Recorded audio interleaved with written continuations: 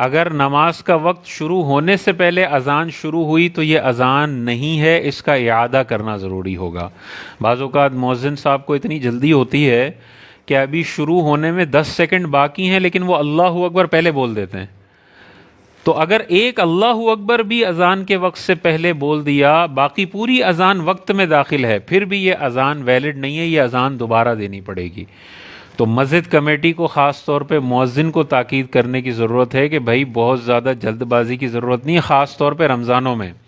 فجر کے لیے وہ بڑی جلدی کرتے ہیں، بعض اوقات آپ خود دیکھیں گے کہ ابھی 30 سیکنڈ باقی ہیں لیکن آپ کو اللہ اکبر کی آوازیں 2-3 مسجدوں سے آ رہی ہیں۔ یہ سارے مؤذن گناہ گار ہیں، ان کی فجر کی اذان ہوئی ہی نہیں۔ فاسق اگر اذان دیتا ہے تو اس اذان کو دوبارہ دہرانا لازم ہے۔ تو بعض مسجدوں میں آپ نے دیکھا ہوگا گناہ کبیرہ کے اندر ملوث ہوتے ہیں، وہ بھی اذانیں دے رہے ہوتے ہیں۔ تو نہیں، وہ جو گالیاں دے رہا ہے، مختلف قسم کے غلط کام کر رہا ہے، وہ مؤذن بننے کی صلاحیت نہیں رکھتا۔ مؤذن بڑا اعلیٰ مرتبہ ہے، وہ ہر کسی فاسق شخص کو نہیں دیا جا سکتا۔ اسی طرح اگر داڑھی نہیں ہے یا ایک مٹھی سے کم ہے تو اس کو بھی مؤذن نہیں بنایا جا سکتا۔ مؤذن ہونے کے لیے داڑھی والا ہونا ضروری ہے۔ تو خدا نخواستہ کسی مسجد میں کوئی ایسا مؤذن ہے، اس کو ہٹانا ضروری ہے، یا پہلے اس کو کہیں کہ بھائی ان سارے گناہوں سے توبہ کرو اور پھر اذان دو۔ اگر وہ نہیں مانتا تو پھر وہ اذان کا اہل نہیں ہے۔ عورت اذان نہیں دے سکتی، اذان مرد نہیں دینی ہے۔ عورت نے کہیں خدا نخواستہ دے دی تو گناہ گار ہوگی اور اس اذان کو ریپیٹ کرنا ہے۔ فاسق نے اذان دے دی تو ریپیٹ کرنا ہے۔ کسی نشئی نے اذان دے دی تو ریپیٹ کرنا ہے۔ نا سمجھ بچہ جو اذان دیتا ہے وہ ویلڈ نہیں ہے۔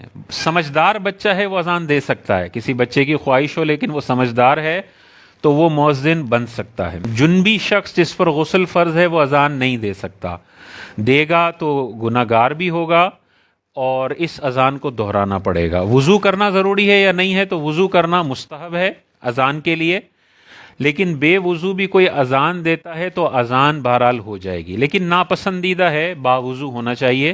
لیکن بے وضو نے اذان دے دی تو اذان کو ریپیٹ کرنا ضروری نہیں ہے۔ بیٹھ کر اذان دی تو ریپیٹ کرنا پڑے گا۔ تو کوئی معذور شخص ہے جو کھڑا نہیں رہ سکتا، وہ مؤذن نہیں بن سکتا، کیونکہ وہ بیٹھ کر اذان دے گا۔ بیٹھ کر اذان دینے کی اجازت نہیں ہے، کھڑا رہ کر اذان دینی ہوگی اور قبلہ روح اذان دینی ہوگی۔ اگر قبلے سے ہٹ کے اذان دے دی تو اس اذان کو ریپیٹ کرنا ضروری ہے۔